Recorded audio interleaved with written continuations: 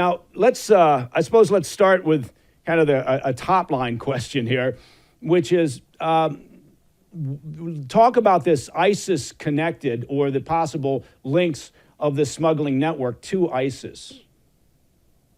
Well, there's not a whole lot known about that. It probably involves several people that are organizing smuggling trips that would probably involve, cartel links and individual indigenous smugglers like in Central America, and then, kind of bringing them all the way through with the ISIS guys picking up the tab.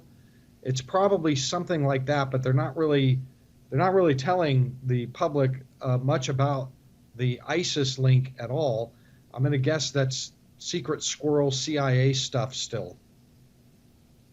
Okay, well, I mean, we know that from past, intelligence gathering over the many years now, that there have been links between Islamic extremists and the cartels, right? Because it's sort of a symbiotic relationship. They're both taking advantage of a porous border, and there's benefits to that for both sides. But I take your point, not a lot of intel just yet, but clearly if they've arrested upwards of 150 of these 400, then they've got sufficient intelligence to take that action. So I guess what a lot of people are curious about is, to what degree should we be concerned about this? Well, I can tell you that the FBI and the DHS are extremely concerned about this, or they would not be going through the trouble. Remember, just in early June, they arrested 8 Tajikistani nationals in 3 cities that were brought in, we believe, by the same smuggling organization. That was a multi-state FBI wiretap FISA investigation, full bore. They picked up that these guys were talking about making bombs, and they rolled them up in New York, Los Angeles, and Philadelphia.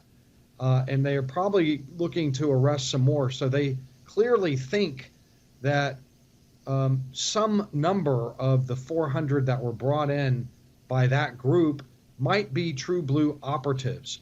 And they should worry about that. Just a few years ago, I just wrote about this case of just a few years ago that ISIS in Syria purposefully infiltrated trained terrorist suicide bombers into Germany and France. And they conducted a whole series of bombings, including the Paris bombings of November 2015. There were also Tajikistanis that were brought into Germany just 2-3 years ago, arrested for plotting to bomb 2 American military bases and some NATO facilities in Germany. This was in the advanced stages. They rolled them up. That was an ISIS-K attack.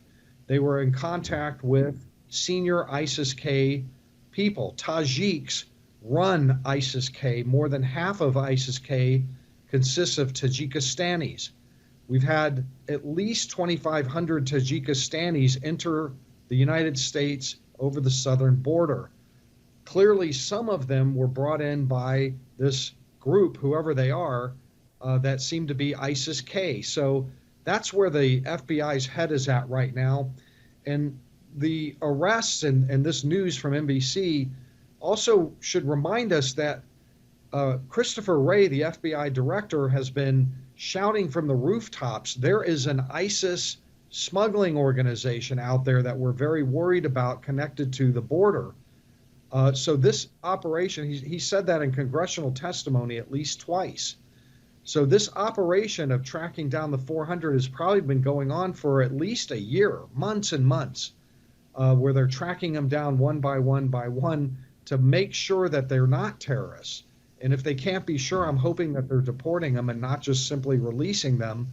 And that the big question is, did they find anyone who actually was an operative beyond these 8 that they've arrested too? So it's a huge mess. It's a completely legitimate national security story. It's the biggest terrorism-related kind of operation on U.S. soil related to border crossing.